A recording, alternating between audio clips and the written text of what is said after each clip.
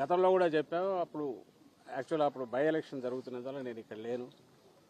దానికి సంబంధించిన ఆధారాలు కూడా ఇంతకుముందే ఇచ్చాం. అయినప్పటికీ మళ్ళీ పిలిచారు. సో మీ సూచనల ప్రకారమే జరిగిందా అని ఇలాంటి క్వశ్చన్లు అన్నీ వేశారు. ప్రజాస్వామ్యంలో ఎవరు బూతులు అట్లా పట్టాభిలాగా బూతులు తిట్టినప్పుడు బాధపడతాం, ఆక్రోశం వస్తుంది.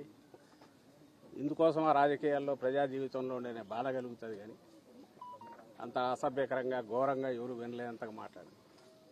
కానీ దాడులు పరిష్కారం అని అయితే మేము అనుకోము. అలాంటి వాటిని మా నాయకుడు కానీ మేము కానీ ఎంకరేజ్ చేయము. బట్ సంయమనం అనేది ఆ వైపు ఉండాలి. ఉంటేనే రెండో ఇప్పుడు రియాక్షన్ ఎవరన్నా, అందులో జగన్మోహన్ రెడ్డి గారు లాంటి ప్రజానాయకుడు, ప్రజల్లో బలమైన పట్టు అభిమానం ఉన్న నాయకులు, అభిమానులు చాలామంది ఉంటారు. వాళ్ళు పార్టీ కార్యకర్తలే కాదు, అన్ని రకాలుగా ఉంటారు. అలాంటి పరిణామాలు ఏం జరగకూడదు అనుకుంటే మాట్లాడేటప్పుడు సంయమనం ఉండాలి. అది ఇటువైనా అటైనా ఎవరికైనా సరే పబ్లిక్ లైఫ్లో ఉండదు.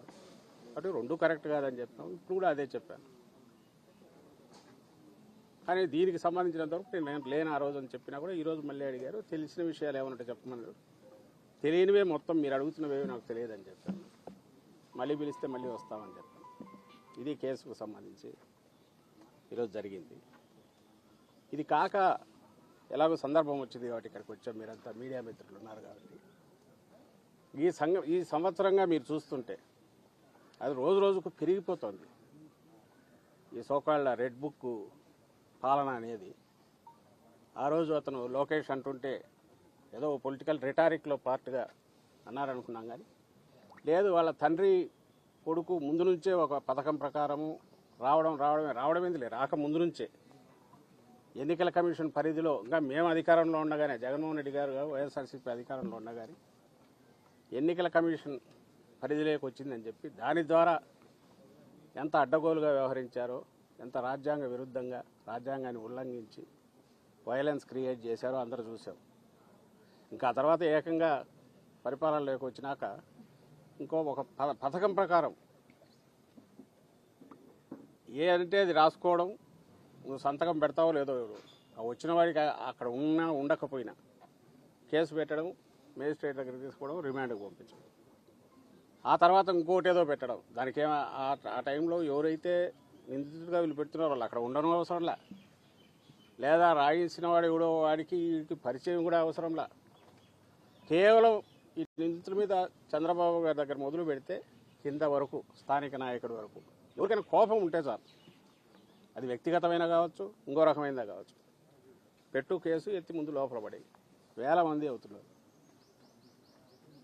మరి మొన్న మళ్ళీ మాకు కావాలి అప్పుడు ఎమ్మెల్యేగా, అప్పుడు ఎప్పుడుదో పాతది కంప్లైంట్, మా హయాంలోనే కంప్లైంట్ ఇచ్చారు టీడీపీ వాళ్ళు ఎవరు, దాన్ని ఇప్పుడు ఓపెన్ చేసి 307 పెట్టి ఆయన మీద ఒక కేసు పెట్టారు. నిన్నటికి రాత్రి ఇప్పుడే ఇంతకుముందే తెలిసింది, కంతేరు మా పార్టీ ఎంపీటీసీ ఎస్సీ మహిళ, ఐ థింక్ రాత్రి అర్ధరాత్రి అయిన తర్వాత అనుకుంటున్నాను, తెల్లవారుదామున 3 గంటలకు వెళ్ళి ఆమె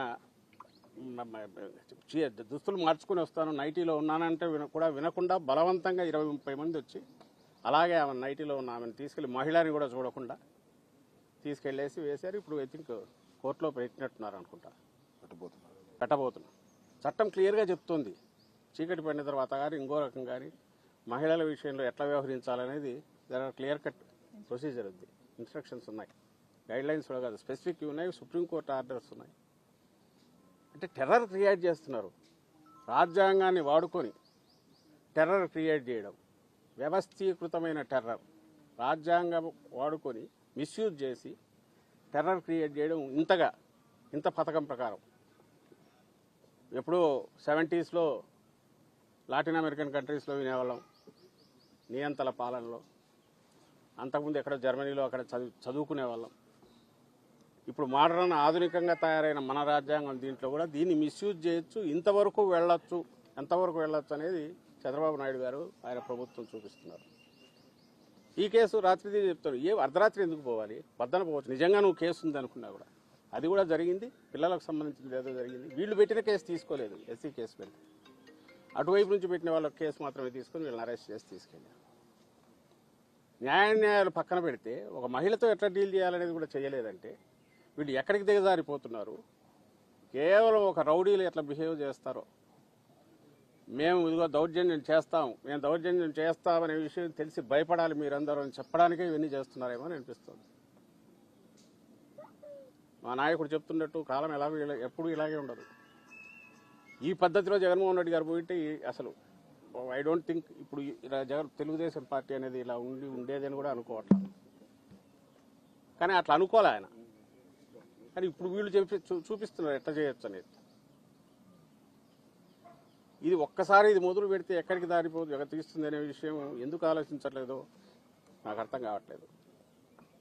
రేపు మళ్ళీ అధికారం మారి మేము వచ్చిన తర్వాత ఇదే పని మొదలు పెడితే ఎట్లా ఉంటుంది? మీరు ఏ రిమాండ్ రిపోర్ట్ దీన్నన్నా చూడండి, రిమాండ్ రిపోర్ట్ ఏ కన్ఫెషన్ అన్నా చూడండి.